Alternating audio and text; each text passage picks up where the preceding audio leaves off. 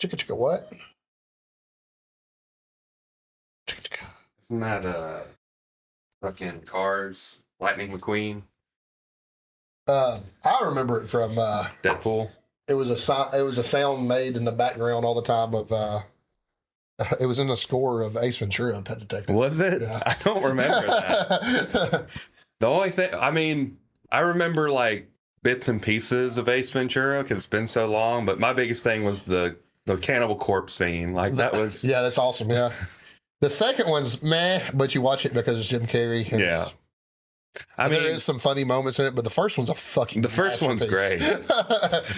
I'll never get over the rhino scene. That's like the second one. Was that the second It's one? the second one. Okay. Yeah, the rhino that's scene like is the second that's like the best part of the whole series, in my opinion. It's just, my favorite part is when he's doing the Star Trek thing in the dolphin pool at the Miami Dolphins. Remember that? Stadium. I remember him being there, but I don't remember a Star Trek thing. Yeah.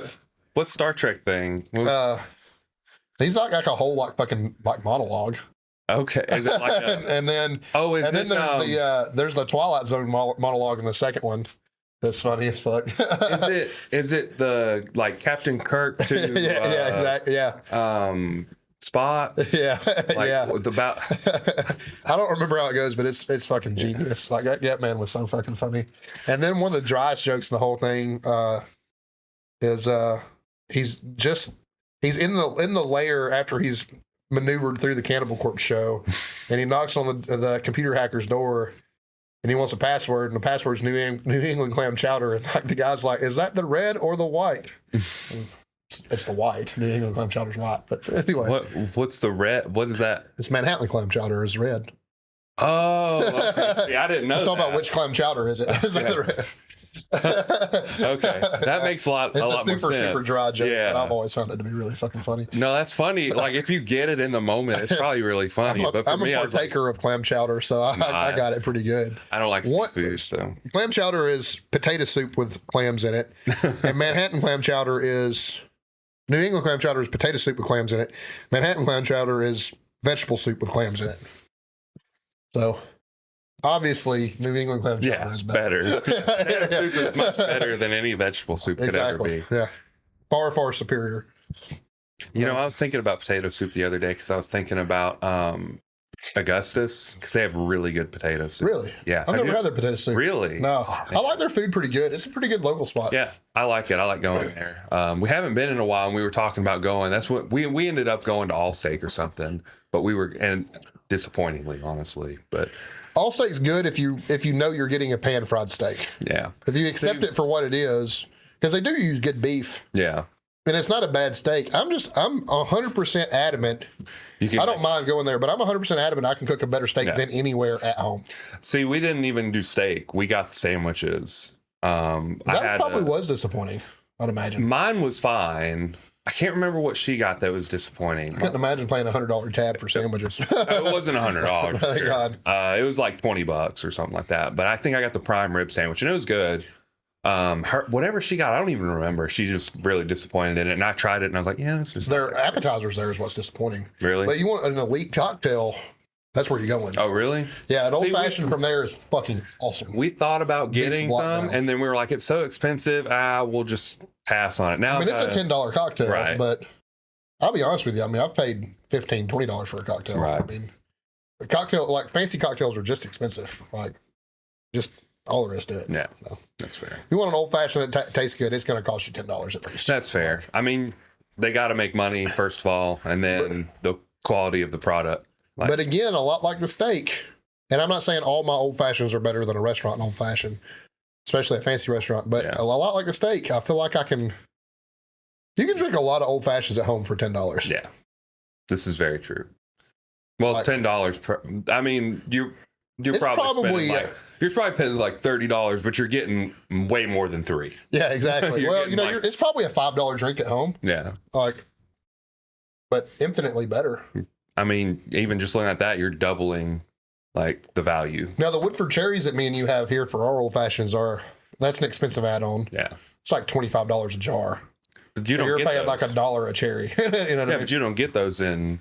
You do it Allsteak. At Allsteak, you do. Yeah, they get the Woodford.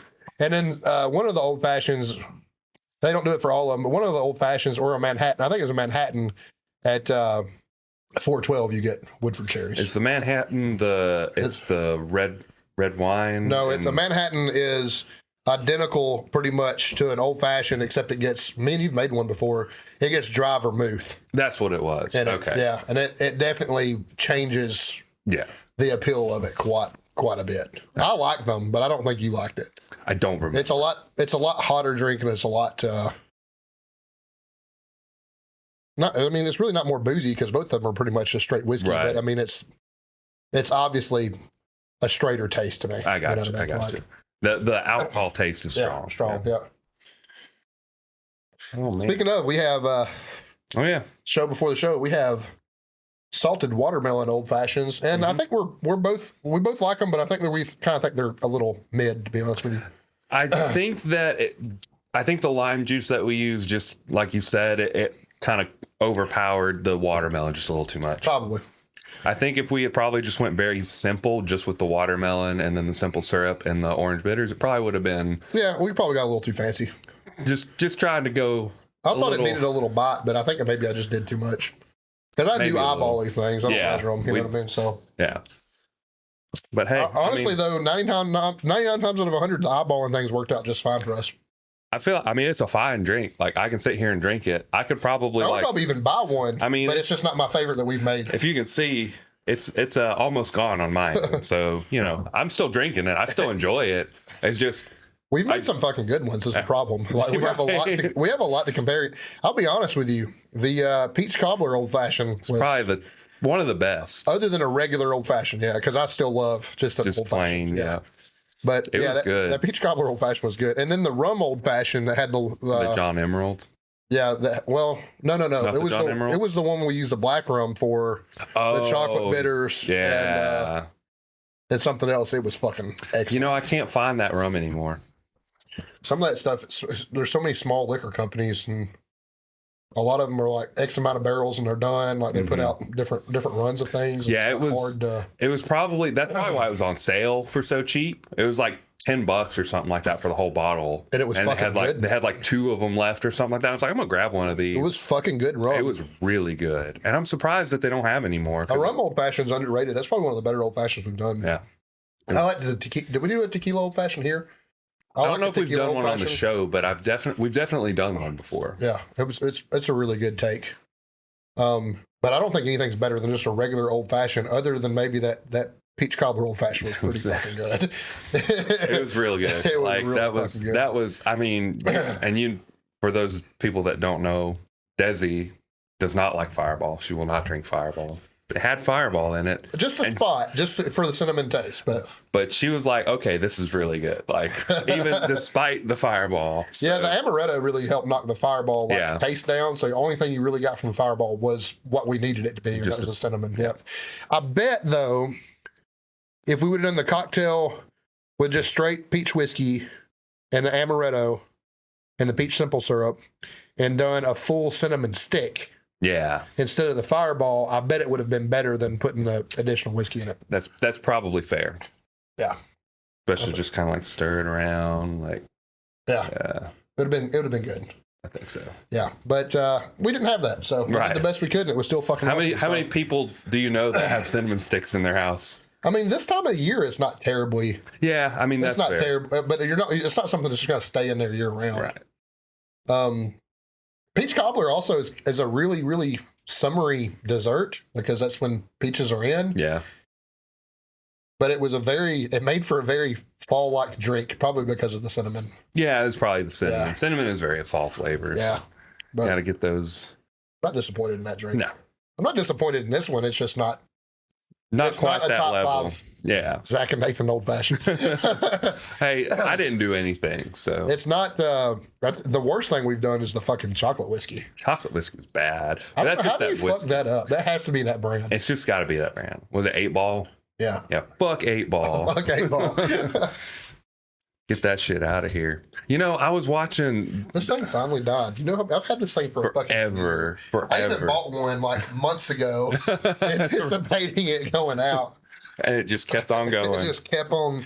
I mean, for y'all that don't know, I only partake in nicotine I actually started a bad habit back that I had to quit right away because I found out nicotine's were connected to dermatitis. Like if you have really, really dry skin and skin problems on your scalp and in your beard. Yeah. So I had to quit again. I had picked up dipping again, which is a terrible habit. That I promptly quit this weekend because my research said that nicotine causes my skin problems. So if y'all didn't know, if y'all ever needed another reason to quit, that'd be it. Yep. There you go. So from now on, nicotine use is only when I'm drinking on podcast days. That's fair. So, no more nicotine for this guy outside of this. Oh, I mean, if it tells y'all anything, I just told y'all we had a vape that lasted a year. Yeah. Like, I don't exactly have a fucking habit. Yeah. No, it's like, you know what I mean? Like, I see people at work just like looking around, make sure no boss around, just hitting it at work, just like in the building, don't care. I literally don't give a fuck about that either, but don't do it in front of my customers. Yeah, I mean, well, it is the warehouse, so it's like we don't have customers or anything, but you're not supposed to have it on you. Yeah. Is the thing. It's just like people can't wait to go on break to do it, or they don't want to spend their time on break. Habit. Yeah. That's fucking people do it in the bathroom. Like, that's kind of gross. Like, I don't know.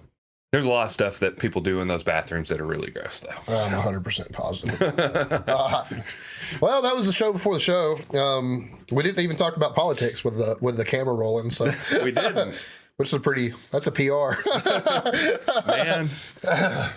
I'm not even going to talk. Yeah, so say, don't ruin it. Don't ruin it. Don't ruin it. As soon as you said politics, I started thinking about something that pisses you off. Yeah, well, just stuff that someone told me yesterday and just put me in a bad mood. But it is what it is. Yeah, we'll skip it. We don't need to put people in a bad mood on the podcast. Well, hey y'all, welcome to Sip It and Rip It. I'm Zach. He's Nathan. You can find us at Coleman_Barbell, at Nathan Skedios, at Sip It and Rip It. You can watch us on YouTube. Find us on Spotify, Apple Podcasts. You can rate us 5 stars on both. Share the show. Subscribe to the YouTube. Yep, like the video if you're watching. Videos. Like and share things on Instagram. Please. The whole 9. Please. Yep. Share it with one friend. Just one. Share it with just there one are person. 10 people out there listening. You share it with one friend. That's 10 more people. That doubles our listener base. Theoretically. Yep. Well, sharing it with someone doesn't necessarily mean they're going to listen to it, but yeah, I mean, but this could become an exponential thing, Maybe one day. Get people in the habit of sharing. Yeah. Like, you never know. Do we still just consistently have 10 listeners? I haven't looked at them. I need to look at the metrics more. I'm just like so busy with everything. It's hard to like look at the metrics, but like what's doing well, what's not. I know when we had Tamara on, she was like one of our top 5 episodes. I remember that. I think it was like our first 3 episodes were the top 3, and I think it was like Tamara, and then everybody else just kind of fought for the bottom. So. I'm not gonna lie to you. Had the Joe Sullivan episode aired, it would have been number 1. We probably would have gained some new listeners. Yeah, that's really unfortunate. I think we'll gain some new. I know Ron listens occasionally, but I think that we'll gain some new listeners when Ron comes on too. Ron's going to share the shit out of it. So. Yeah, for sure. Yeah, so it'll be a good thing for us. Unless I know his crew doesn't hate us, but the people that he shares that follow him may hate us. I don't know. They may hate me. I don't know. Well, I feel a lot less hated than I did. I'll say that. That's fair. I mean, hosting the meet kind of helped, because you're getting people from all around.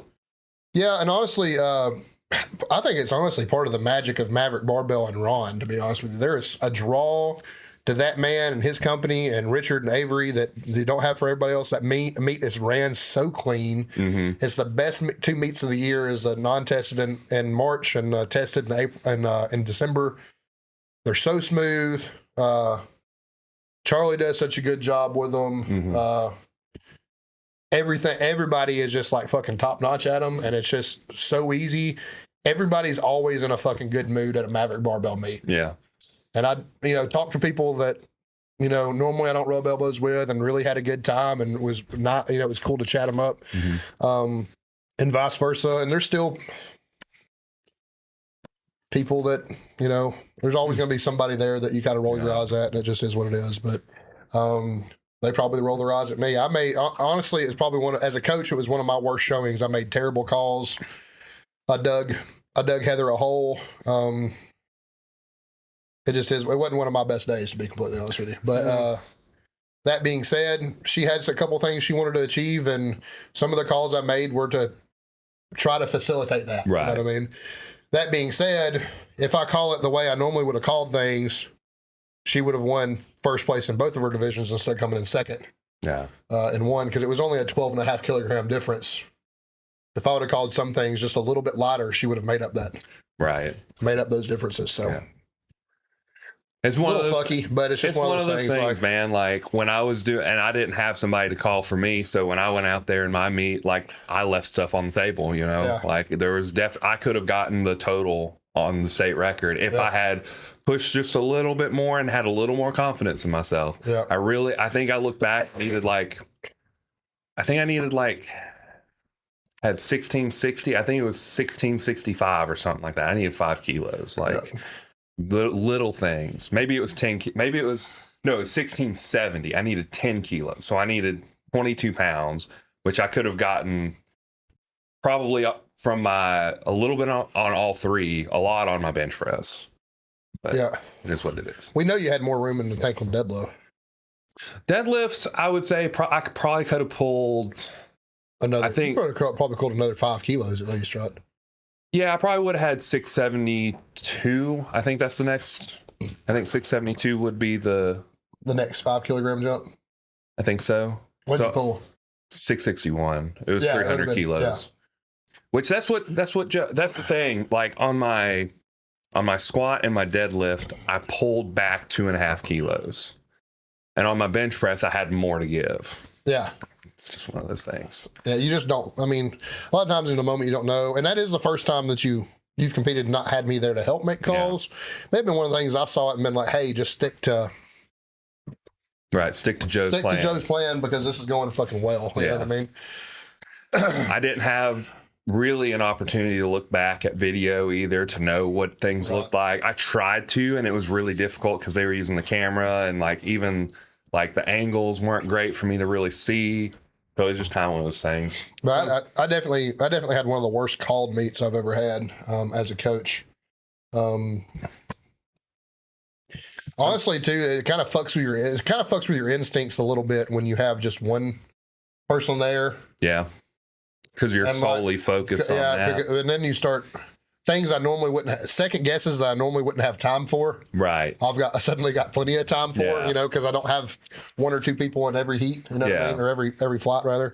So I mean, it's like, it is what it is. I probably owe Heather an apology because I robbed her of gold because she did good enough that if I'd have made the right calls, she would have won. So well, like you said, you were trying to facilitate some of what she wanted. So like you got to make that balance. I mean, our squat opener was the state record. Yeah. So we knew we were getting that. Yeah. We wanted to chip the bench opener at like 80.5. We had to call up 80.5 kilograms to chip it because the call was the record was 80. Yeah. So we attempted to chip that, but the problem was we lost 7.5 kilos by making that. That was a 7.5 kilogram swing. So then if we go and I call a little bit lighter deadlift, well, there's your 12.5 kilos that we lost by. You know what I mean? So it's kind of like, fuck. You know what I mean? Like, two very, very obvious, like, you're fucking up if you make these calls. I was like, let's make them anyway. And there's something that bothered me, and this person did not mean to bother me. I'm not going to mention this person's name, but somebody made a post that said 3 of the 5 best coaches in Alabama were represented here, and it was an awesome day and stuff like that. And it sucks to me. It's not this person's fault. It's my fault.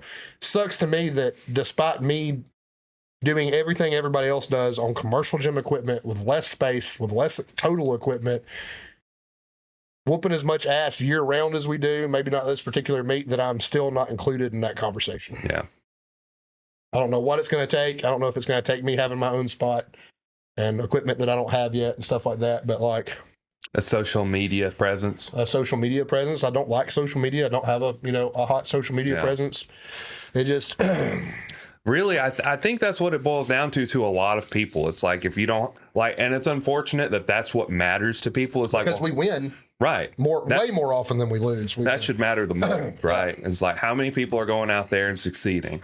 But it's really, how many people are watching your stuff? How many people follow you? How many likes are you getting? It's like, that shit don't matter. I mean, who can say they have IPL champions, like world champions? Yeah. Probably just me, Les, and Ron. Does Les happen? Yeah. Maybe, probably, yeah, Les definitely. I mean, he coached Perseus, so. Okay. He definitely has, like. I didn't know he had Perseus. And he had Oldham, like, so he has people that are, like, I'm assuming Lentini probably does. And that's somebody that's honestly grown on me quite a bit. Oh, really? Yeah, he's a lot more approachable and easier to talk to than I thought he would be. You know what I mean? That's fair. But yeah, I mean, so like, there's probably only 3 or 4 of us that have that accolade, and like, I'm still not in that. I'm still not included in that. Yeah. That conversation. Probably even like when you look at a national perspective of powerlifting coaches, there's probably even less of us that can say, that we have IPL world champions. As like a percentage, yeah. You know what I mean? They wasn't lifter of the day, but they went and competed against the world and won their division. Like, so, that's still a big deal. I mean, it's still a huge deal. And, maybe it's because that was a master's athlete. I don't choose. Right. You don't choose what demographic my clients come from. You know what I mean?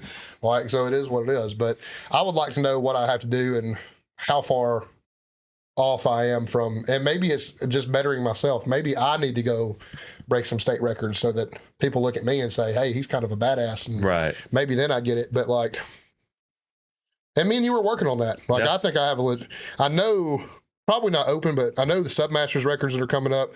I know who holds my weight class bench press because I coach him.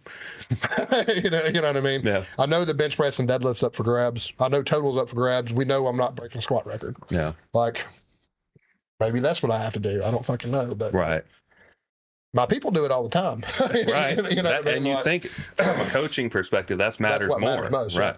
Because I guess the way I look at it is how many people are actually capable of coaching at a high level and competing at a high level, right? There's not a lot. Well, look at it this way. This is not a man I like, but you got to respect what he's done. Nick Saban doesn't have an MVP as a player. Didn't win the Heisman Trophy as a player. He was a defensive back. He wouldn't have won it anyway. Played at Kent State. I mean, it's a D1 school, but it's not a big school. Right. Was a massive failure in the NFL level. But has, 8 rings now as a college coach. Right. Greatest college coach of all time. Never did shit as a player. Because that's coaching is not really being able to perform. It's knowing. Yeah, right. I mean, I don't know that this necessarily applies for powerlifting, but in music, this is one reason I don't teach music, but in music we have a saying, those who can do and those who can't teach.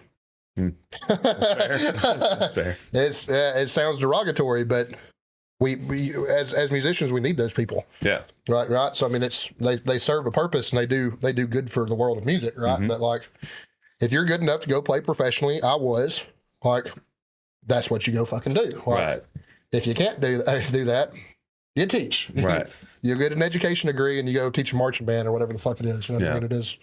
It is what it is. But, like, I don't know why that perspective is not shared in our sport. you know what I mean? Maybe because it's small. Maybe. I don't know. It's just so small that people aren't really looking at, like, who's a high level coach, right? I mean, they're looking at athletes. Me and you not too long ago, there's a very, very high level athlete nationally, worldwide, whose program I bought on a whim just so me and you can analyze it and just see it. And we looked at the program and was like, it's dog shit. This is dog shit programming. Yeah. This guy's using his clout to make some money. And I don't blame him for that. Right. If I had, a 2,200 pound total at 23 years old, I would do the same fucking thing. You know what I mean? It is what it is. But, like, I looked at it and I'm like, fuck, like, this is egregiously bad. It's not even, you know what I mean? It's not even close. Yeah, it's not even, like, I don't know. And, like, we've probably done that with several others, right? Like, it is what it is, but I don't know what I need to do to get included in that conversation. Maybe that's the conversation we need to have with Ron when he's here, but, like, it sucks. Yeah. It just sucks. It sucks. Yeah. You know what I mean? Like, I get it. Well, I mean, we can say like, and this is kind of parallel. I mean, kind of parallel, but like a lot of people know who Les Keys is, especially around here. So he's a new dad, and he gets all this attention about being a new dad going on all these meets, right? Yeah. Nobody knows who we are. We're new dads, and we go compete and coach these meets. Yep. Nobody mentions it, right? Handle people that win. Handle and coach people that win. Like I beat Les Keys. That's the thing. Like, and we're not getting that same level of attention. I don't know. Yeah, I don't really know what you got to do. I mean, if winning isn't enough, because I've done it. Mm-hmm. What do you need? What do you need from me? Attention. I need to know. Attention, I guess. I mean, yeah. I'm not enough of a character for people to like or hate enough to pay attention to, because I know my coaching style is I don't get excited. Mm-hmm. I don't get like, it's not to say I don't get excited when they do well. I do, but like I'm not rowdy. over the top coach. You know what I mean? Like I celebrate shit when people hit big lifts and stuff like that. That's a good thing. But like most of the time I'm cool, calm, and collected. We don't say much. Like, I guide you through your warm up. We generally have a plan for those things. Like we pretty much just go in and stick to a plan all day. Yeah. And my expectation of you guys, I know I haven't coached you in a while, but even handling you, my expectation of you guys is for you to just go execute the plan. Yep. Like, I mean, at that point, to me, the work is done. Like, once you've made it to meet day, the work is fucking done. Then you just have to prove your work. With the exception of some bad calls occasionally on my part, apparently.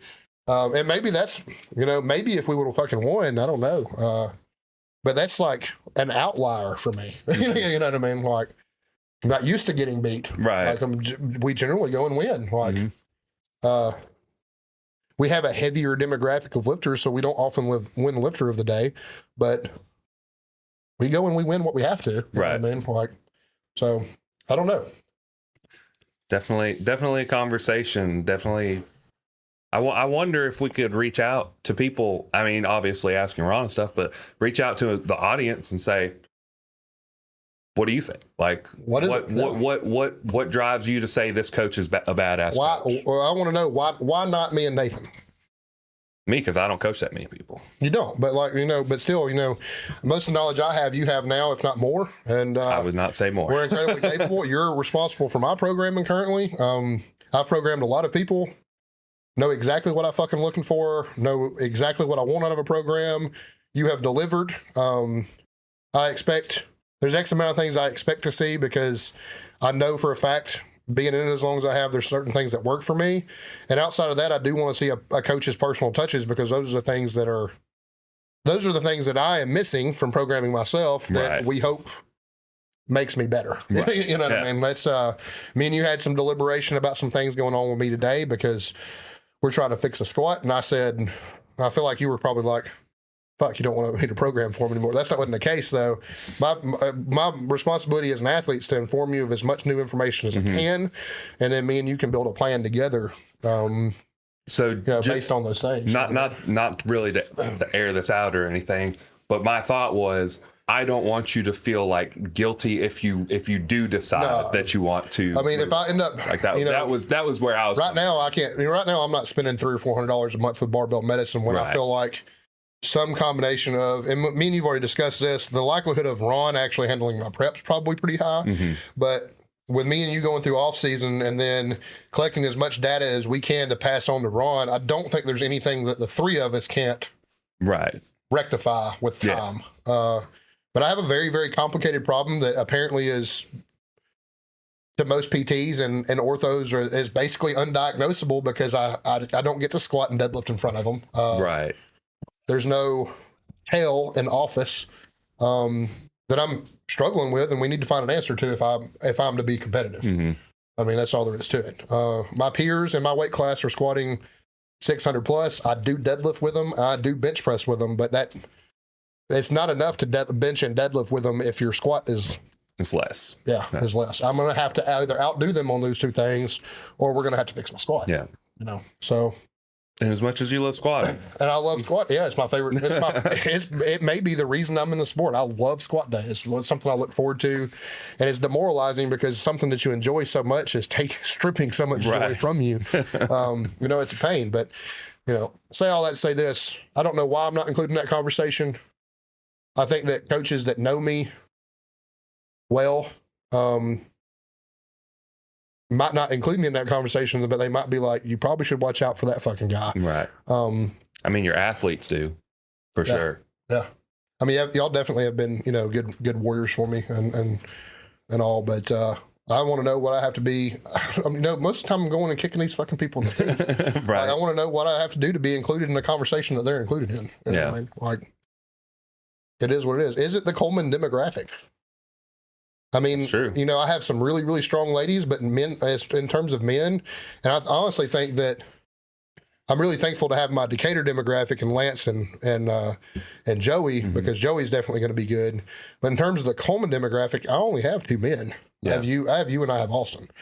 I think Mason is going to, at his body weight, will be extremely good, but we can't count on Wilby's. Right. Like, what are you now, right? Like,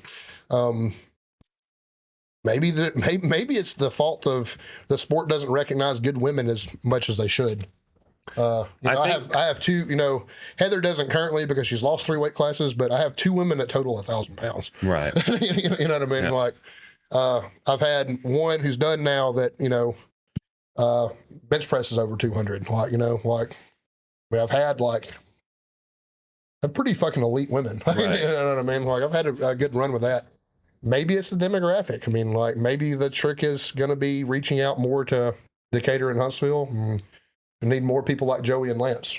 But I think maybe you will get an opportunity when we do that meet at the garage. Yeah, there'll be a whole lot more male demographic to show it for powerlifting, and then you can be like, hey, I do coaching, like obviously not harass people, but be like, hey, I do coaching if you want to, right. And you can always point at Austin and be like, this is one of the guys I coach, Yeah.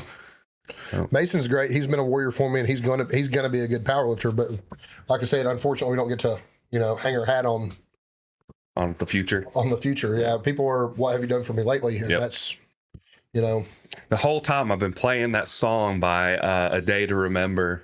It's never what you've done; it's what you've done lately. Yeah, exactly. I've been thinking that this whole time. Speaking of, you want to do PR songs? Yeah, we probably should. We've been going on for a minute. Tangent. So I got mine pulled up, so I'll give you a second to go on mine. I want to say this is new. It's got to be new because I've never really put a whole lot of Impending Doom on here, but Eternal by Impending Doom was really good. I don't know if you've heard any of their new stuff. Really hit or miss on them. That's fair because like sometimes I feel like they do like 2 or 3 songs an album, right? Like they have 2 or 3 that hit hard, and then the rest of them just kind of all sound the same. They're a little cheesy too. It's the Christian metalcore thing, I think. Well, they're closer to deathcore. Yeah, I mean, truthfully, but I get that. I don't know. What is it? That one line. Oh man, it's so funny because it's like it's trying to be super hardcore death metal, but it's very Christian. But I cannot remember what it is. Is it in the song "Murderer"? I don't think so. I think it's on Nailed Dead Risen, but I cannot remember. I cannot remember the line. It's so good, though. I mean, the only thing you have to know is the name of the record's Nailed Dead Risen. Right. I don't know. Like that's kind of like. I mean, that stuff got me into metal, so I really can't say. A lot of Christian post-hardcore and a lot of Christian metalcore stuff is the reason I'm. It's crazy to say, but that's the reason I'm a behemoth and Cannibal Corpse fan now. Right. I mean, which just couldn't be further from from that message. Message different, sound similar. So And the song title's like "God Equals Dog" and "I Come Blood," and I got to that point by listening to Christian metalcore. Right. It's pretty. That's pretty insane. It is what it is. The tone, man. Fucked with a Knife may be the best song titles all time. I'm trying to think of some good ones. I mean, Cannibal Corpse got a bunch. They do. Hammer Smash Face, of course. No, it is what it is. So a band that comes up in Related often, and I never gave them a lot of a chance because there was one record they put out. It was the Blue record. I can't remember the name of it. There's a record that put out that just fucking sucked, and I hated it. but there's an album by Varials called Pain Again that it started coming up and related, and I really just think it fucking slaps. But there's a song on that record called Colder Brother. Yep. And it fucking rips. It's funny that you mentioned that. You remember Jacob Griffin? Yeah, he's the one that tried to get me to listen to Varials. I was like, man, this band fucking sucks. He sent me that song, Colder Brother, and he's like, listen to this, it's so good. And I was like, okay. And I was like, yeah. To his credit, he was on, now Joey and them played with him in their hardcore band, but Jacob was actively listening to Knocked Loose a lot sooner than everybody else was, too. Yeah. And Knocked Loose fucking rips, too. I think they've gotten better as they've gone on. I think that earlier stuff that he was listening to kind of fucking sucks. It's a little boneheaded. Yeah. But, yeah. Colder Brother by Varials. It's fucking cool. And then a little bit of an edit to my last thing. We were talking about the band Dealer. I said the whole EP was good. You should listen to it. The name of that EP was Soulburn. So... not my entry for today, but a little context for the last episode. That's fair. I'm just gonna put one more, and this is like a huge left turn for me because I really don't listen to a lot of rap ever, and this man is incredibly controversial. But Tom McDonald. Yeah. So I honestly really like most of his music. Even like he's got a lot that's like. It's not gym music. Yeah. Like a lot of his music is not gym music, but he has a song and it's not political at all called Best Rapper Ever. And he's like, I don't know if have you heard it before? Mm-mm. He's just kind of like talking about his internal struggle with wanting to be the best, but not feeling good enough. Yeah. So it's like internal dialogue. Yeah. And it goes really hard. And it's a very dark, aggressive song, especially for him, because normally he's just kind of goofy. But it's very good. It's not like a lot of his other music, and it doesn't have any political messages to it or anything like that. If you're worried about it, if you just hate Tom McDonald, that's fine. But I think he's funny. So, but yeah. So I have a little bit of an odd one. I think most people that know me knows I'm a pretty big fucking Deftones fan. There's a guy I follow on Instagram named Mac Glocky. Mac takes other hit songs and does it in the style of other bands. And something that comes up quite a bit, like he does Careless Whisper by Wham in the style of CKY, and it's really fucking cool. It goes hard, right? That's not my entry, but like that gives you an idea of like he did like Aerials by System of a Down in the style of Incubus. Like he does shit like that. He's a super talented dude. But a lot of his requests are do this song in the style of the Deftones. Mm-hmm. So he's really, really good. He does a really good Chino impersonation. He's a really good guitar player, really talented musician in general, and all his shit sounds really good. So yeah, he does all his own recordings, and it's all like top notch. So I really, really like it. But there's a John Denver song that most of you know, especially if you're a football fan, called Take Me Home Country Roads. That Matt Glocky on his album Def Style, which is all in the style of Deftones, does in the style of the Deftones. And it is one of the single fucking hardest things I have ever listened to before in my life. That's interesting. It is so, me and you will listen to it when we get done because it is like, it's pretty fucking epic.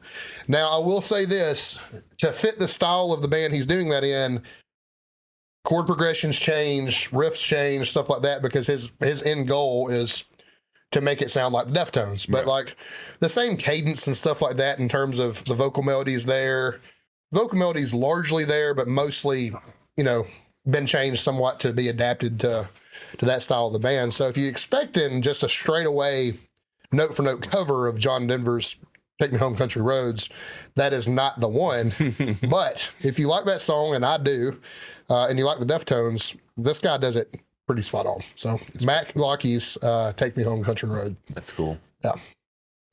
I know you're real skeptical. It's not a country song. It's technically a folk song, but most country music fans really like that song. So I'm not huge on Deftones either, but I think it would be interesting to listen to. So it's very good. Yeah. Yeah. It's at least if you've listened to enough Deftones to recognize, hey, this actually does sound like the Deftones. Yeah. That's the important thing. Right. He does it really well. So, yeah, that's a really cool one. Definitely listen to it. What'd you do in the gym this week? Me? Hold 505 for 5 on the deadlift bar. Cool. Which was nice. I didn't post it because my back is so hairy that it looked like my butt crack was hanging out. So it's like I've heard enough comments when that has happened before. That I'm like, they're like, bro, your butt's hanging out, and I'm like, no, it's not. It's back hair. It's like chill out. But anyway, I did that. Bench press 225 for 28. The personal best. I think so. I can't remember if I feel like you had 31 because I have 27. Did I do 31? Did I do 31? Or did I know you were ahead of me, and I've had 27. Did I do 30 just before my meet? Did I do 225 for 30 just before? Yeah, it was on that day you were pissed off and I just had a fucking completely day. off the cuff. Yeah, that was 30. So I knew that you were ahead. Yeah. So not a personal best. Personal best, not on a performance enhancing dose of year. Yeah. I don't know if you can really classify those, but that's the way it is. Personal best is a natty. Well, not quite. Natty-ish. Natty-ish. TRT dose. Kind of natty, kind of soft. Kind of natty. Testosterone's natural. It's in your body, right? That's what Mark Bell says all the time. And then my squat was pretty god awful because I couldn't do that. Welcome to my fucking world. It was like I was just so, and this is going to kind of lead in the topic. I've just been really exhausted basically all week long, and it fucking sucked. And like sleep has only made me tired. So like waking up tired and then falling asleep and then waking up and then like trying to make it to the gym with caffeine and it's not working, and I just feel like a whole pile of garbage. We think we've solved that, but we'll get into this. Is correct. But yeah, so I think I worked up to 275 for a single, 285 for a single, and then I was like, "Fuck this! I'm not doing it anymore. I'm stopping here."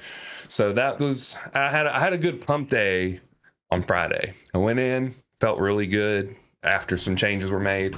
I think it was the first time I've ever Arnold pressed 75 for 10. Which was pretty cool, single armed. Yeah. I was like, man, that takes some core stability for sure. That's a hard lift. And I was actually going to bump it up to 80, but on my third set, I struggled to get the last two on my left side.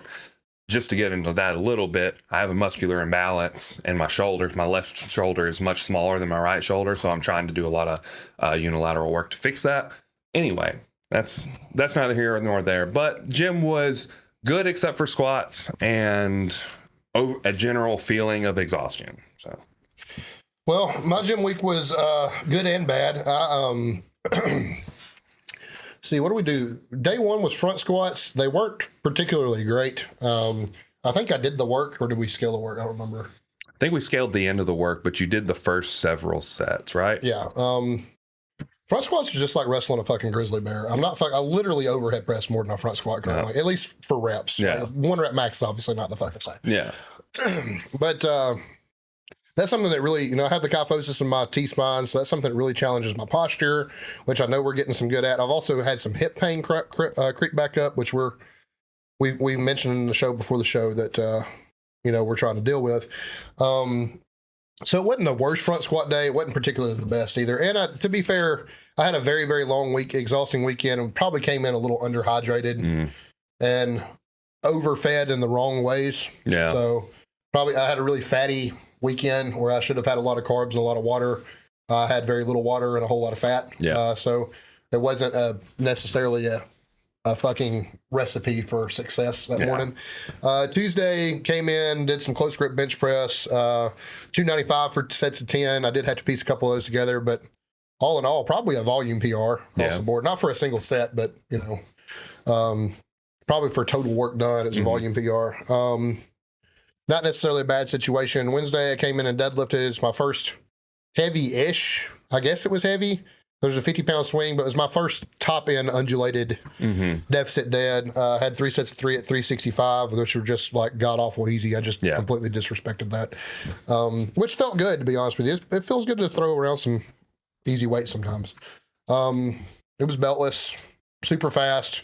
I didn't feel like speed-wise it was much different than the 315 on my low week. You may speak more to that. Yesterday, I had overhead presses and a whole bunch of arms. All of that was fine. Overhead press moved pretty quick, with the exception of one set. I had a wrist wrap pop Yeah, it was like the last two were a little slow. It pretty much just made me stop and kind of think about it. I don't know if the reps themselves were slow, but just kind of a lot of time in between those reps. Yeah. They slowed down just a little bit. I mean, it's at the end of the set too. Yeah. I mean, it's, yeah. But I think it was like 1 to 6 or 7 were just like bouncing. Yeah, like super fast. So I'm not too mad about that. And then despite pain, I really had a pretty good squat day today. Did all the work, slowed the tempo down quite a bit more than I did at 345 last week. I had 365 for 4 sets of 3. Was challenged at the bottom of those squats because of pain. I squatted in a monolift today because I knew the straps would keep me from over squatting too low. I feel like that did save me some pain. That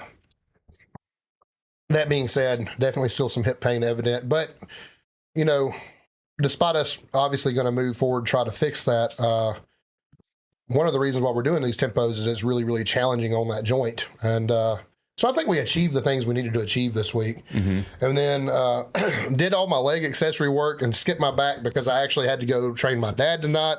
And I had a very out-of-pocket upper body workout tonight. With him, we did bench press and some arms and then all the back stuff I missed this morning. And that went well. It's my first time doing competition grip in, 8, 9, 10 weeks. It's been a minute. It's 2 blocks. So I mean, it's been 8 weeks. At least 8 weeks, yeah. So, but I worked up to 365 for I pyramided up like 12, 10, 8, 6, 4, 2. So it was a ton of volume moving up. I started at 225, moved 245, moved 275 for 8, 315 for 6, 335 for 4, you know. So, I mean, I basically moved up a 10 or a 25, you know, from there on out.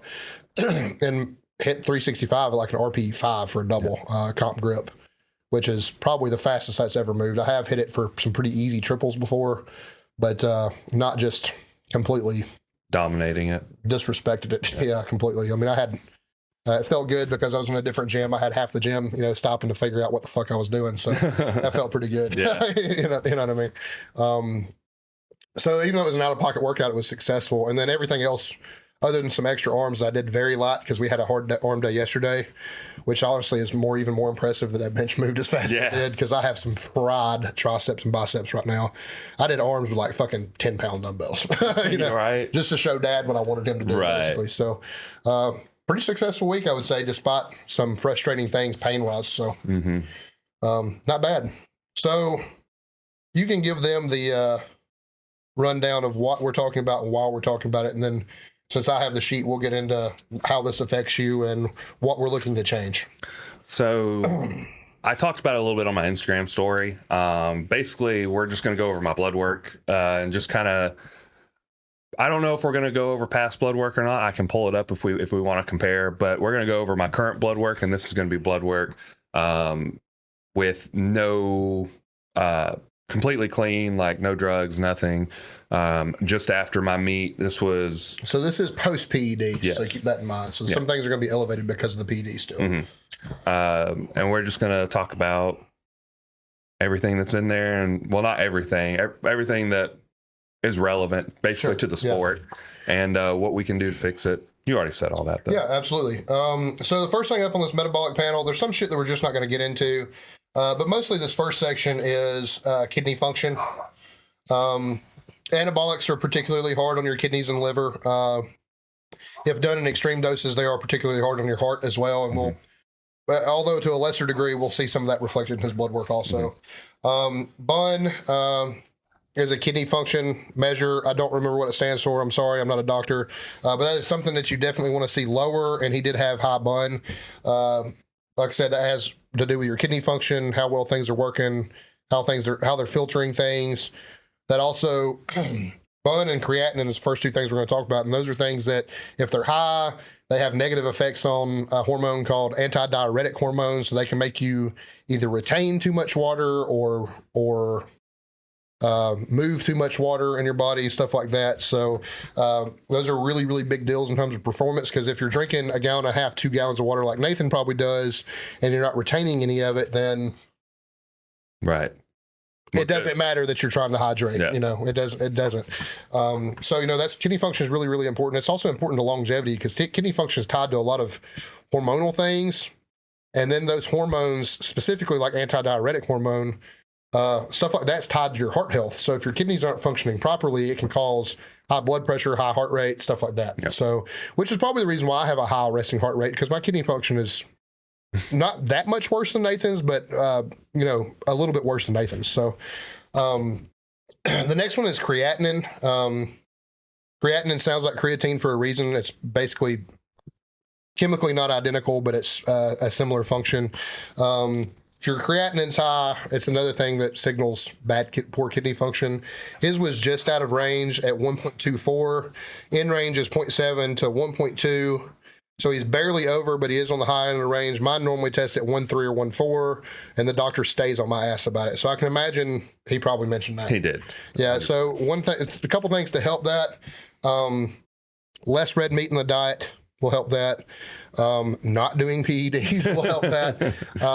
Hydration will help that tremendously. Yeah, and he did mention, he asked me, did I come in dehydrated? And I said, well, I didn't have anything to drink when I came up here because I didn't think I was supposed to. I think they tell you not to. Yeah, you're supposed to come in fasted. So some of this shit's going to be elevated because it is a fasting.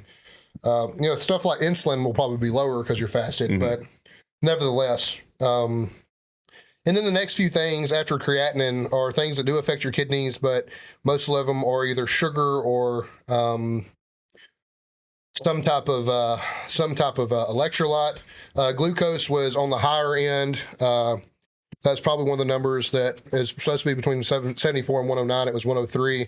That's probably one of the numbers that he was able to identify the fact you eat a lot of sugary cereal. Yeah. Potassium's obviously an electrolyte. It was on the higher end. That's good for water retention. Sodium was also on the higher end. That's good for water retention, but bad for your blood pressure. But you can tell that he takes an electrolyte supplement, is all I got to say. The next thing is the hormone replacement therapy panel. So it's going to have a lot of that stuff in it. We've already talked about BUN. That's one of them. We'll get into this in more great detail later, but his overall cholesterol was healthy. It was 140. It's supposed to be under 200. CO2 was a little high. Again, that has a lot to do with how your blood's functioning, like delivery of oxygen and stuff like that. Cortisol was on the lower end. It's supposed to be between 4.8 and 23. His was 10. It was in a normal range, but low cortisol can shut down your fight or flight and can have negative effects on your nervous system and how you perceive heavier weight. Yeah. You don't want it to be too high because it's stressful and can cause heart problems, but it also has to be high enough to perform at a high level. And there's definitely been I've noticed that. Yeah. Like trying to go to the gym, even for like a big lift or whatever, or something I perceive as important, I can't really get up for it. Yeah. It's really hard for me to mentally get up right now. That is going to be tied to a supplement that he's been using that we've cut out that we're going to mention later.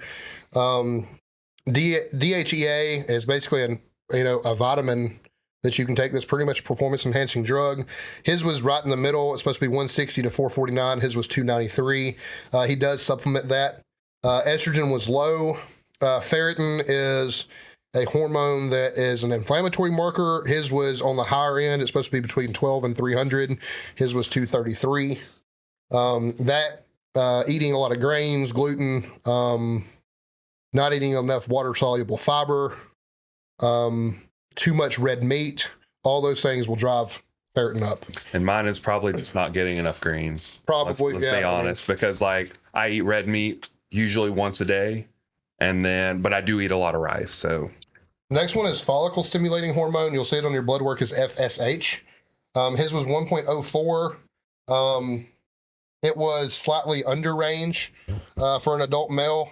That one's important because it is a precursor to a lot of sex hormones, testosterone, sexual function, stuff like that. So as a man, we prefer to see that high. Again, this is somebody that's just come off PED, so a lot of sexual side effects, not that he's had them, but a lot of sexual stuff on your blood work is going to be reflected because you've gone from, 2,000 in your blood of testosterone to 91 is what he measured. So, he's had a huge drop off, you know what I mean? So, a lot of stuff like that's going to be high. Glucose, we've already talked about.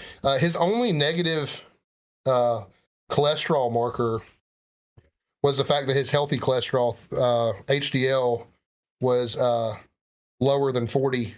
and does put him at a major risk factor for coronary heart disease.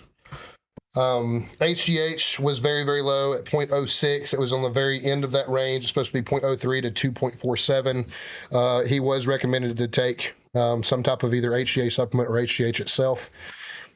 Insulin was on the lower end of the range. It's supposed to be between 2.6 and 24.9. I will say, though, he's not measuring pre-diabetic by no means, but they do prefer you to be as low as possible on that. Dr. Campbell, who's my doctor too, said 10 or less is ideal. Again, he is eating a lot of fast carbs right now, so that's going to be reflected on that too. Iron was good, and then the next two are magnesium, potassium. Both of those are electrolytes. Both of those were good. Progesterone is a female sex hormone. I am on it. Nathan is now on it. Officially today, because I just got it. Yeah, there you go. Progesterone is not super important to men, but what it does do is it is a precursor to your own natural testosterone production. So if your progesterone is low, you can see negative sleep side effects, because it is a sleep aid too. Maybe harder to sleep. That means, you have less anabolic time frame in your day. It also low progesterone can also cause low testosterone naturally. So typically if your test is low, it's probably a pretty good chance your progesterone is going to be low as well. Yep. He knows that. Now it's supplemented. Sodium, we've already talked about. It's an electrolyte. His testosterone, normal test range for a man his age is 259 to 816. He tested at 91, which is the whole reason why we are here and talking about this. Yeah. Triglycerides were good. That's another cholesterol marker. Thyroid stimulating hormone was good. B12 was in the middle, but he did get a B12 supplement to help with his energy. We've already talked about his cholesterol. Let's see here. Vitamin D was in the middle. I do think he was suggested to take a vitamin D supplement if he doesn't already. And that's pretty much it on the blood. The hormonal part of the blood work. The actual blood count is problematic because these things are things that are negatively affected by two things: consumption of red meat, which all this stuff is not to say that red meat is bad for you. It's to say that when you're on PEDs, maybe you should eat less red meat. There's a reason why it's chicken, broccoli, and rice. Right? Yeah, exactly. Yeah. Red blood cell count was out of range. It was high. It's supposed to be 4.5 to 5.9. Yours was 6.55.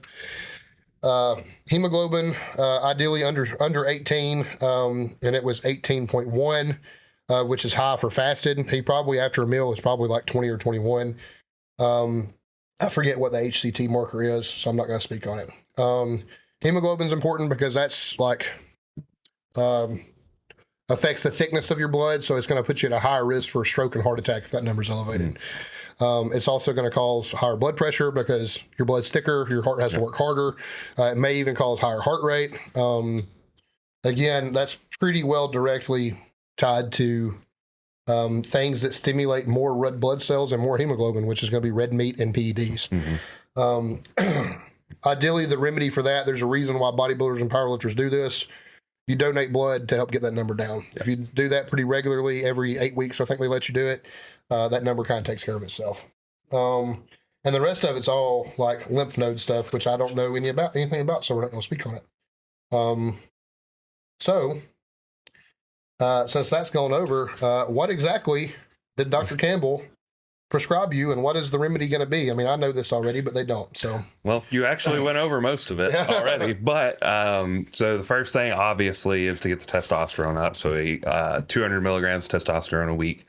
The progesterone, I forget the amount. If you're saying if it's a white capsule, the baseball capsule, I have not even opened. Mine's 100 milligrams a pill 5 times. I should have this still pulled up. So let me just pull out so I can actually be specific about it. And I don't, because they gave it to me. Okay. But he gave me progesterone, the B12 shot, as well as, I forget what the other one was. Oh, it's the estrogen blocker. Yeah, and Astrazole. Yeah. Because obviously, if you're going to increase your testosterone, you do have to worry about increasing your estrogen as well. So even though mine was low. That's another one of those things, and Ben Pollock's a good resource for this, but it's one of those things, if you're not seeing negative side effects from your estrogen being high, it's probably not worth treating. That being said, if there's a huge swing in it, like mine was first, because I think I was on just a half a tablet of Nastrozole, my first one. There was a huge swing in my estrogen from my first blood work to my second. Like my estrogen shot way up. Right. And I ended up going to a whole capsule a week. And that's kept it in check. But I also haven't started a performance enhancing dose back, which I plan to do this week. But like you said, anytime testosterone goes up, it aromatizes, so most of the time it's going to drive your estrogen up. Yeah. So, and then obviously, like you said, he recommended. I forget what it was called. You told me it was the HGH. It was a peptide that causes release of HGH naturally. Now he suggested me to be straight on HGH. So I couldn't afford it because is it the ganatorilin? I think so. Ganatorilin is basically HCG, but it's specifically for your sex organs. So for men, it's the male gonads, your nuts. The female is your ovaries. So, but it stimulates those because, and part of that is it helps with sex drive, but it also kickstarts your own natural testosterone production. Yeah. So I did get that actually. I ordered that from them. Yeah. That'll come in the mail. Yeah. But there was something else specifically for the growth hormone. Like I said, he had me. I never talked about a peptide. He talked specifically to me about HGH. So maybe he did. I mean, was when I mentioned you the price of it, was that the same? That was the price of gold top. Okay, so yeah. So I guess that's what he did offer me. I thought he said it was a peptide. What about in the way of over-the-counter vitamins? Because he gave me a ton, and I'm on a ton of them. He actually didn't give me a lot. I think it was mostly just the vitamin D, and I feel like there was something else, but I don't remember. It didn't leave an impact on me, so I don't think it was super important. Well, you were already on the DHEA, so he's big to suggest that. I wouldn't know what else off the top of my head. I'm on lipid factor for my cholesterol. I'm on Adrenomed for my cortisol. I don't think he put me on Adrenomed, which I was surprised about. But I think mine had dipped below 10, and that's the reason he put me on it. So next time I get blood work done, if it's below 10, he'll probably say take some Adrenomed. Yeah. So, but yeah, I mean, this is. I'm sure we can probably expand on a lot more of this, but I mean, that's basically the rundown. Most of y'all are listening to us enough to know what low testosterone does for you. Yeah. But I'll just say this. There's a lot of... We'll start this conversation. Me and Nathan talked about this before we went on air, and it's the truth. I feel like I've made more gains on a TRT dose than I ever did on a performance-enhancing dose. And I've thought about this for quite some time as to why. One, my hormones in general are better balanced. Right. So I think I'm just performing... My body is performing its natural processes at a higher level than it was before. So I think that helps tremendously. Sleep's better, stuff like that's better. But also the fact that on a TRT dose, you never really have to come off. I don't have this yo-yo effect of, hey, I've done 1,000 milligrams of test, tren, and masteron for 10 weeks, and now I'm coming all the way off of it, and the only thing I'm going to do is... I forgot to plug that up to the... Damn. Now the only thing I'm going to do is, post-cycle therapy, and I'm going to be off of it for 10 weeks. Like, there's no, like, yo-yo. So I've seen a lot more muscle built. I've seen a lot higher performance day in, day out of the gym, largely because I don't have to come off. Right. And my testosterone's peaked all the time. Not the highest it's ever been, but it's at a healthy level 24/7 now. Right. I think that's the thing is it's optimized, right? Yeah. And that's the goal. Is and I'm also not dying of a fucking heart attack. Exactly. Right? You know what I mean? So yeah, optimized. So we're not going too high and going crazy and like causing all these side effects and feeling like we're gonna die, but high enough to be at a performance and not quite. I mean, I call it we'll call it performance optimization levels. Yeah. Right. Because it's not performance enhancing yet, but we are this optimized. Is what we have to be normal functioning men at this current state in our lives. Or I would say to be the best that we can be at a healthy level. Yeah. Like absolutely. that's where I would rate it. Yeah. Because like anyone could go in and get their blood work done and like obviously not look like mine, but like as far as everything else except the testosterone, let's say the testosterone was like 500 or something like that, they'd be like, okay, you're fairly healthy. There's nothing wrong. Like, you just go on your way. But that's still not optimized. Exactly. No. They could take maybe half of the dose, like 100 milligrams of testosterone, and like be optimized for. Can we get you to 1,000? Yeah, exactly. Mine. An example of that. Mine went from my first 3 months with Dr. Campbell. I went from 141 testosterone to 1452. So pretty well 10 times the. And then the next time around, I did wane on taking my D3, which is important to testosterone production. And he cut me back on DHEA because my DHEA had spiked so much. But so because those two things, the dosages of those two things had been lowered, I did see a drop. My second blood work, I think I came in at like 1052. But I've been consistently over 1,000 all year. Right. Where I may have spent half the year at 2,000 and then half the year at 100. Right. You know what I mean? So I would say that 1,000 year round is better than 2,000 some of the time and 100 the rest. Yeah, because that's not law of averages says obviously that doesn't work out to 1,000 milligrams. Right. You know, that doesn't work out to 1,000. I mean, so you know, it's been incredibly educational, incredibly valuable, and it's probably, I'm not gonna say it saved my life, but it definitely has improved my quality of life. Right. Tremendously. I think so much so now that when I do a performance enhancing dose, the only compounds I will ever use again will probably be test and HGH. Yeah. I don't think I'm ever going to do an oral again. I definitely don't think I'm ever going to do Tren again. Tren is really kind to me mentally, where it's not a lot of people. I'll be honest with you. I feel like $1 million on Tren. Yeah. My blood work is dog shit when I'm on Tren. You know, it drives a lot of unhealthy things up. It causes some cardiovascular issues. It does make you a sexual tyrannosaurus, but other than that, there's no, other than being strong and you know, being able to drive your dick through a brick wall, there's really no redeeming qualities of being on Tren. You know, and you know the biggest thing I experienced with it, and you know, Brandon Allen when he was coaching me was largely in control of the PEDs I was using, and he didn't necessarily just keep me from using Tren, but he did tell me this stuff is so strong. You're going to feel like $1 million when you're on it. And then when you come off of it, those gains that you made while you're on it will not be permanent. There's going to be an obvious dip in performance. Yep. He said, he always told me, he was like, if you will just do testosterone, there's not going to be as much of a wave affecting your performance. It's going to be, it may be less in the high times, but it'll be more in the low times. Right. Like, you can be more consistent if you don't abuse this and you just, you know, basically do what I tell you and do. He was a big proponent of testing an oral. Yeah. But he said, you know, if you just take it easy, like you'll get more in the long run. You'll get more long run from it. And that's 100% been the truth. Because I mean, I've been off Tren for a year and I'm stronger than I've ever been. Save squats, but we know that we're coming from an injury. But you know, in terms of deadlifts, bench press, overhead press, all my accessory work, even leg accessory work, way stronger. Yeah.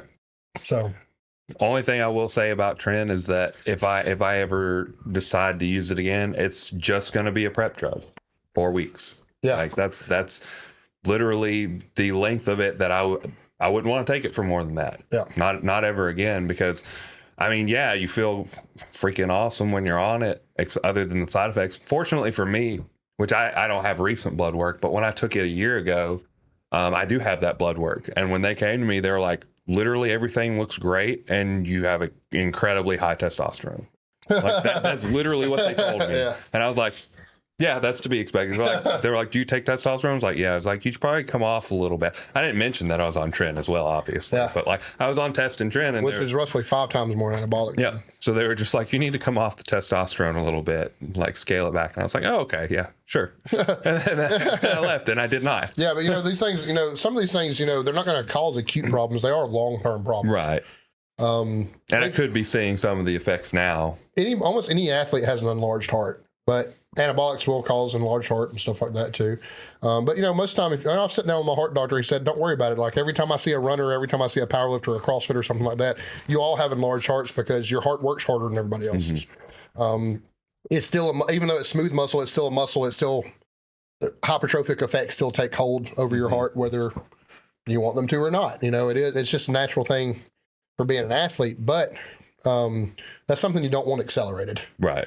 And, trend does it really, really quick, where HGH is really only going to do it if you're abusing it. Right. If you're above, for most people, probably above 5 IUs, but I can imagine there's some people that can take as many as 8 IUs a day and probably not see too many side effects. But, this goes to show you, this is hard proof that these, Nathan's certainly healthier than I am, but this is proof that, like, if you fuck around with this stuff too much, even as healthy as Nathan is, like, it's not to the point that it's scary, but there's some pretty fucking negative things on this. Mm-hmm. I'm not throwing you under the bus, not picking on you, but I can imagine when you saw this, there was probably some eye-opening shit on this blood work. I mean,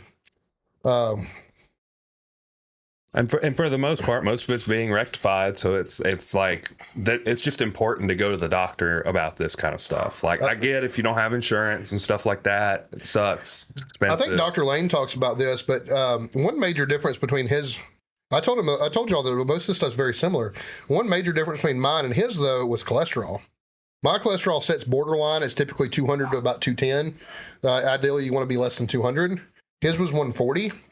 Dr. Lane has talked about how this is not set in stone, but there are studies that suggest that cholesterol is a better cardiovascular marker than it is a dietary marker. People with higher cardiovascular capacity typically have lower cholesterol. Like I said, that's he says this too. It suggests it doesn't necessarily mean it's hard. But one thing that Joe changed a whole lot about your training was there was a pretty good bit of fucking heavy breathing. Yeah. There was a pretty good bit of conditioning in your program where we had lacked it before, and I think that's reflected in your blood work. Yeah, absolutely. That's one major difference. Now, not now because me and you are doing that with my programming, but that's one major difference between my programming and his programming, and then my blood work and his blood work was cholesterol. Mine was borderline. Wasn't bad. Wasn't great. His was actually pretty fucking good. And the only major difference in terms of the way we train was he trains for cardiovascular capacity where I really don't. So you do a little bit now. Yeah, I do now. But like I said, traditionally I haven't, though. Yeah, in the past. I haven't since I've done blood work. You know what I mean? So who knows? Maybe next time you get some blood work done, it'll improve. Yeah, that'd be great. But there's a lot of stuff in kidney function is incredibly fucking important, y'all. Joe posted it, and I don't remember the name of it, but there are kidney supplements you can take if you're using PEDs that can help with creatinine, bun, stuff like that. I would suggest if you're thinking about, first of all, if you're thinking about any of this, me and Nathan aren't doctors. We're only reading doctors' results to you. But if you're thinking about doing this, definitely, first of all, do it this way. Go get your blood work done. Go to a doctor to do it if you qualify. If you don't qualify, sure, use the UGL and continue to go to that doctor and get your blood work done and keep it monitored. But I mean, I would, this is a strong case for doing it the right way, right away. And that's what I try to tell everybody. I would really, really, it's also a pretty good indicator, my history with it versus using an exorbitant amount of PEDs versus using this. Like I told you, my gains are better on this than it was on an exorbitant amount, and I'm healthier for it. This is kind of fucking proof. Like less is more. It also is proof again that cardiovascular training absolutely has its place in powerlifting and strength sports. So, and what's funny about that is even strongmen, like some of their events are a little bit more hit based. Yeah. Whether they have, I think about Eddie, one of the events that led Eddie Hall to win was, he squatted 750 16 times in a minute. Well, that's about as high intensity interval training as you can fucking get. Yeah. They have all kind of weighted carries for time and for weight and everything else. They have a lot of things where, whether it's a truck pull or something like that, where they're actively having to breathe hard through the entire event. CrossFit is very obvious, super hard on your cardio. Olympic weightlifting is very, very explosive and very dynamic and stressful, which is hard on your cardio. For whatever reason, powerlifting is the only only strength sport where we seem to neglect this. Right.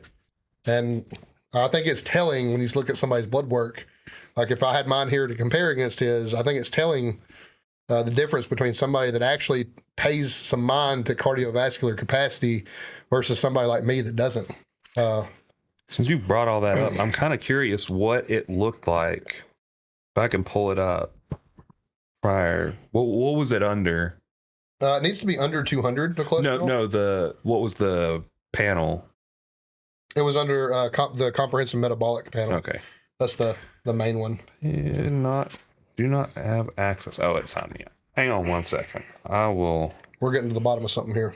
I'm just curious, did we make some progress, like some legitimate progress in a year? Yeah. Or is it close to the same? Is it similar?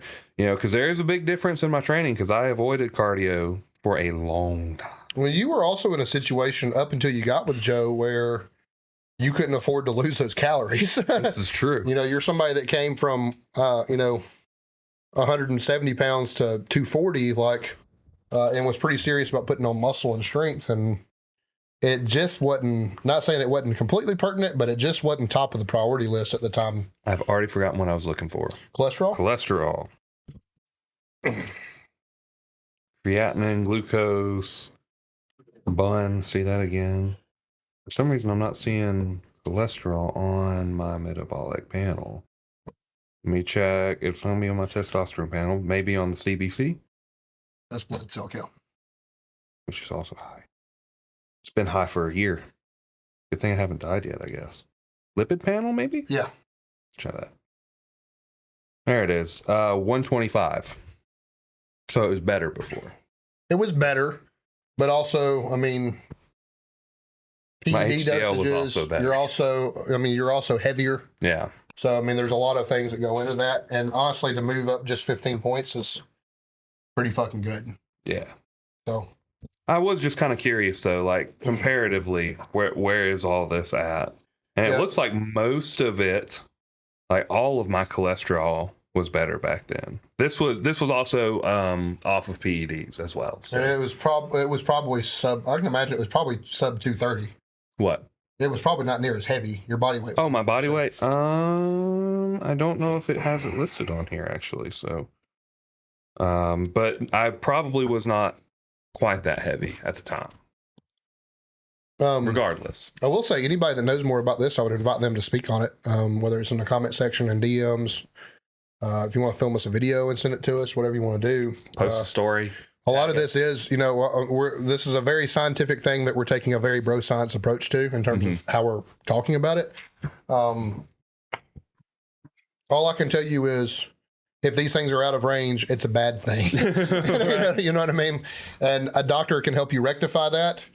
Your gym bro that, that puts the needle in your ass for you because you're too scared to, probably isn't the person you need to be consulting about your overall health. Right. You know what I mean? For sure. I just really, really encourage people, even if you're young and looking at doing PEDs, I really don't think there's a place for it until you're,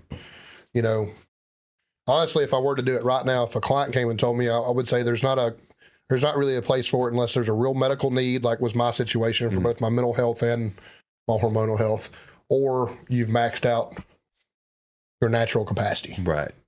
And I'll also say that this is proof again that less is more, and that we really probably should concentrate on optimization of our hormones and not blasting them. Not just blasting them. Yeah, absolutely. Because there's a lot of other things that go into performance. Like, your heart and kidneys functioning at a high level are pretty fucking important for performance. Yep. We talked about those hormones that your kidneys attach to, antidiuretic hormone being one of them. Those things, your ability to retain water or pass water when you're supposed to is pretty important to your to performance. So, consider those things. You know what I mean? So, I think the moral of the story here is get your blood work done. Get your blood work done sooner rather than later. Don't let it build up. I've only been doing blood work for 2 years. Don't fucking listen to our bro science. Don't listen to your gym bros bro science. Just go have the doctor tell you the real science. Yep. Keep yourself healthy.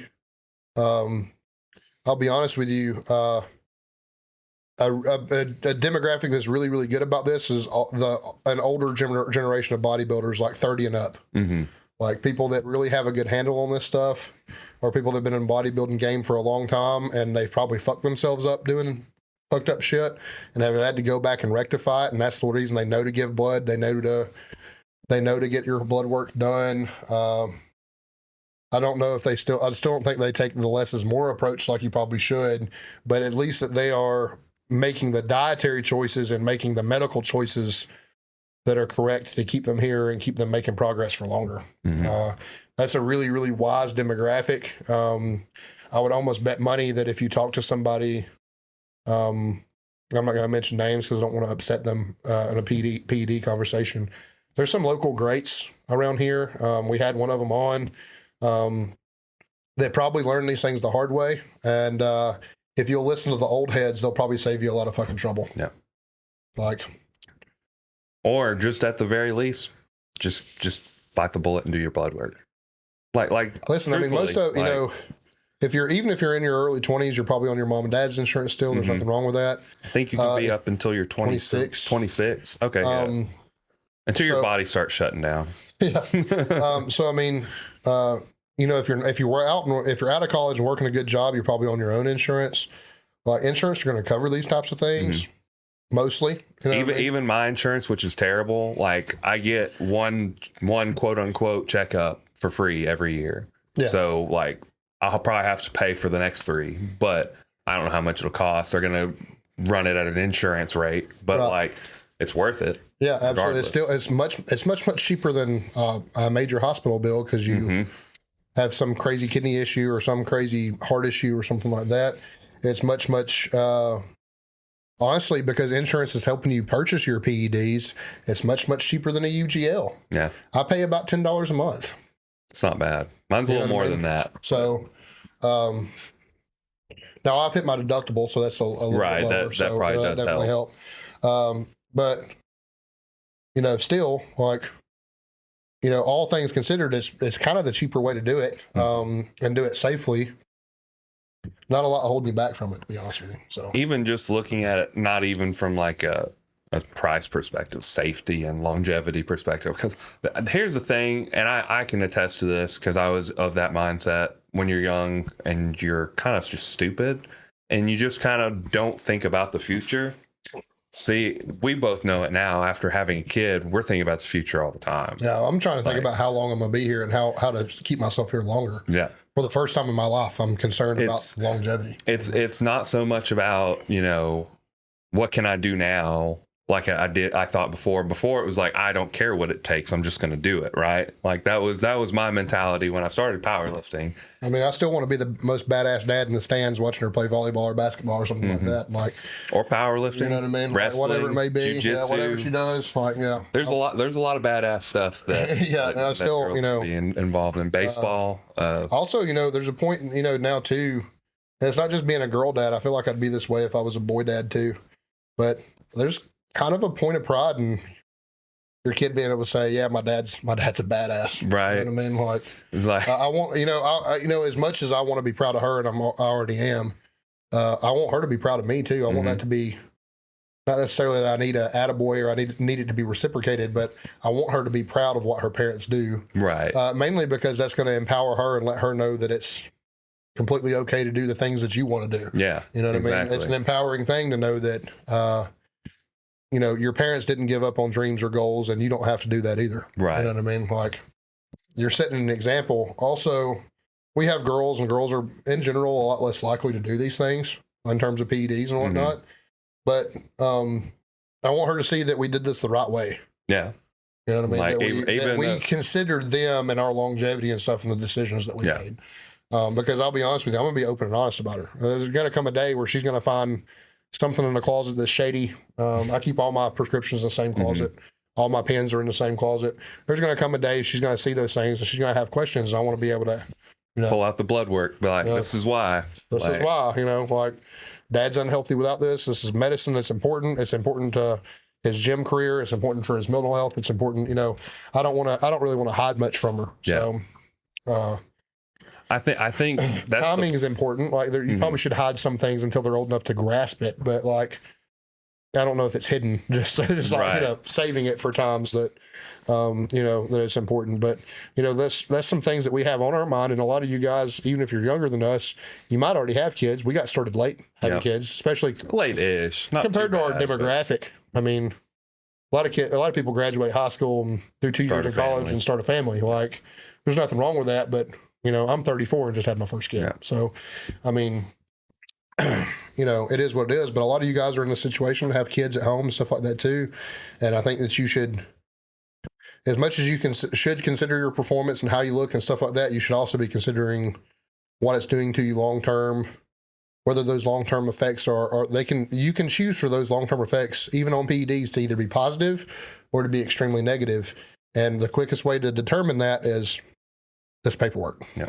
So you're going to fast. You're going to go 6 hours without a meal. Big fucking deal. Yeah. Am I pissed as fuck every time I leave there fasted? Yeah. There's a good breakfast place right behind it. You go fucking eat. Like, it's a little problem solved. A little pricey for the portion that you get, but man, it's really fucking good. It's so good. I mean, like, you'll forget about you'll forget about that quick. You know what I mean? It'll be over with fast. It's worth it. I mean, for me, it's like I go to sleep so late at night anyway. Like, I just wake up early, go straight there. I'm like half awake, so I'm not even cognitive of being hungry. Like, if my stomach's growling, I was like, don't even pay attention to it. I'm a big breakfast guy, and going a couple hours out breakfast is hard for me. That's fair. It's incredibly frustrating. I do love breakfast, and I eat it like consistently every day. Like, I'm always eating breakfast like first thing in the morning, but like, well, first thing I wake up. I can't really say in the morning, but sometimes it may be at noon. Sometimes it may be at 2:00. It just depends on the day. But for real though, like, it's just worth it. Just go and get it done. That's the long and short of it. Go do your blood work. Yeah. Talk to your doctor. Do what he says. I think we pretty much ran that all down. I mean, you got anything to add? I've said my piece. You ran over my blood work, and you had more insight than I would have had just talking about it. Do your blood work. Do your blood work. Do your blood work. Like you said earlier. Do your fucking blood work. By the way, if you don't want to, I'll say this too. If you don't want to consider PED use, this is still valuable information in terms of general health. I said, your general health, your cardiovascular capacity. Like I said, if those things that I referenced earlier are true, and cholesterol's a better indicator of cardiovascular health than it is of dietary health. It may be important. It may be important to keep up with. You know what I mean? Even if you don't want to use PEDs. These may reveal a problem that you never knew you had.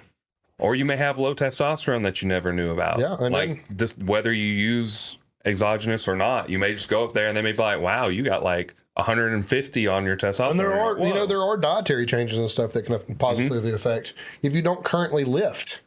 Lifting weights inherently raises your testosterone. Yep. Like that's those are, without ever taking a prescription, there's reason to have this. Yeah. So that's one of the things I know Merrick Health pushes a lot, is that they're not necessarily going to just be like, come here, get TRT, go on. They're going to be like, what can we do overall? What supplements can we add? What dietary changes can we make? Yep. Like, I don't think they go so far as exercise and tell you how to exercise, but they may suggest like either quote unquote weight training, cardio, etc., to help these health markers. But that is something also. Now, obviously I don't believe they take insurance, and they are expensive, but it is something to consider. Yeah. If you want to go that road. You should consider it. Titan Medical is another one that people use. They're a little shystier.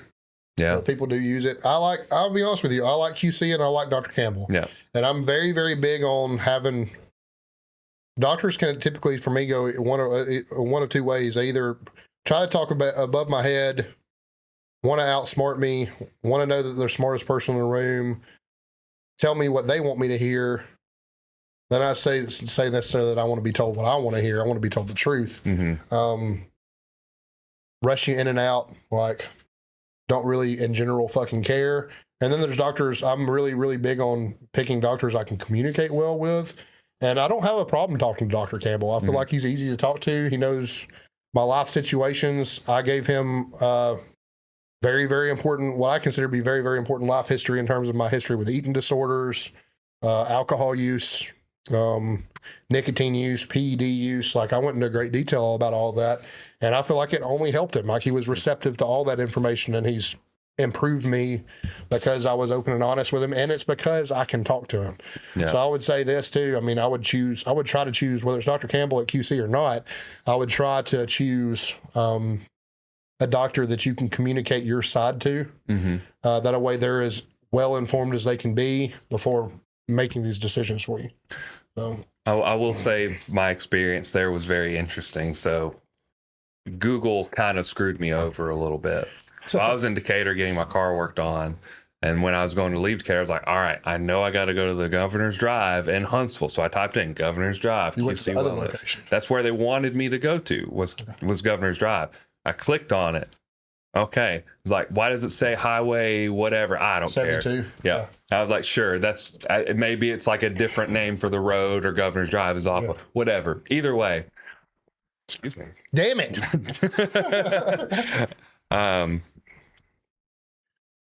Set that there for a second. Anyway, drove all the way down there. It's the Madison location. I go in and I'm like, I'm here for my 3:30 appointment. And she's like, oh, who are you supposed to see? I was like, I actually can't remember his name because I'd only heard his name. I hadn't even met him yet. And she was like, let me look at something. And then she calls the other place. She's like, so you're supposed to be at the other location. I was like, okay. We're No gonna have wonder to you were complaining reschedule. about how far it was. Yeah, I was like, man, I'm gonna have to reschedule, do all this shit. And they were like, let me see if they can squeeze you in. And I'm like, thank God. So they're like, yeah, they can see you. It's fine. Just get there. And I was like, okay, cool. So I'm stressed out because I'm pushing him behind, like all this stuff, and like making his day worse because Google sent me to the wrong place. So I get there. It's like a couple minutes before my session is technically supposed to end, right? Because it's like 30-minute session.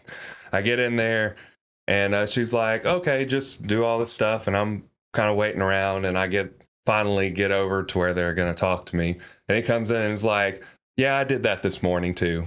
Like, okay, it's not They just forgot which office he was supposed to be at that day. And he just sat back, and when he sat down in the chair, he just leaned back. And he was just like super relaxed the whole time, just like looking at it. It's like, oh, this, just going over on Bloodwork stuff. It was really cool. It's like, I think from my perspective, he makes it a point to be relaxed so that you're not stressed out and you do want to tell him what's going on, because that's only going to help. Right. Yeah. I'm telling you, overall, it's a very positive experience up there. I don't feel like I'm rushed in and out. Yeah. I don't feel, I feel like I can talk to him. I feel like I can talk. You'll eventually see the nurse practitioner instead of him, like on your in-between visits. Like, I think you see him every third visit or something. Okay. She's very easy to talk to, super cool, super laid back. Like, it's been a very, very positive experience so far. So that's awesome. Go check it out. Dad jokes? Dad jokes. Let's go ahead. I have to consult old Dad Says Jokes because Zach's never prepared. I mean, I just save jokes that I come across, so, And then I try to scroll to the bottom. Oh, I didn't mean to save that. I asked Santa for a globe for Christmas this year. Oh, yeah? It'd mean the world to me. It's pretty good. Blech. I told Sandy this one earlier because she actually may or may not suffer from this, but my biggest fear is being trapped in a small room with Santa. I have claustrophobia. Claustrophobia? Yeah. Claustrophobia. She's claustrophobic. So. Yeah. Yeah, I understand that, though. I don't know if I have actual claustrophobia, but I do not like being in confined spaces. So scientists got bored after watching the Earth turn after 24 hours, so they called it a day. Yeah. I don't know if we've told this one or not, but it's still funny. It's an old one. I've heard this before. Dad Says Jokes.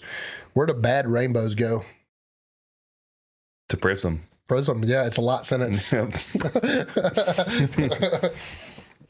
I asked a German girl for a number, and I'm still waiting for the rest of the digits. So far, all I have is 9.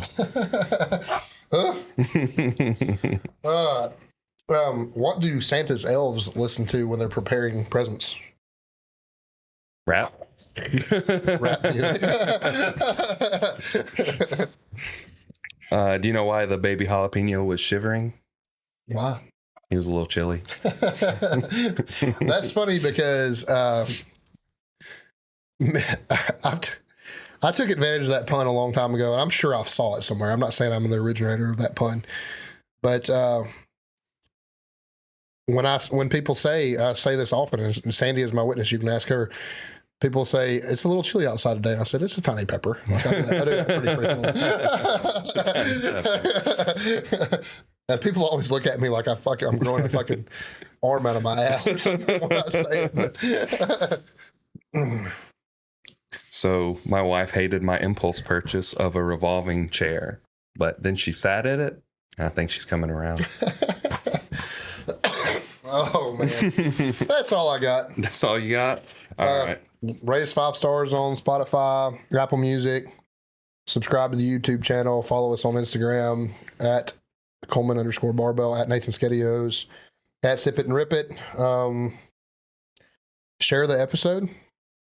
Yeah. Especially if you have someone in your life who needs to do their blood work.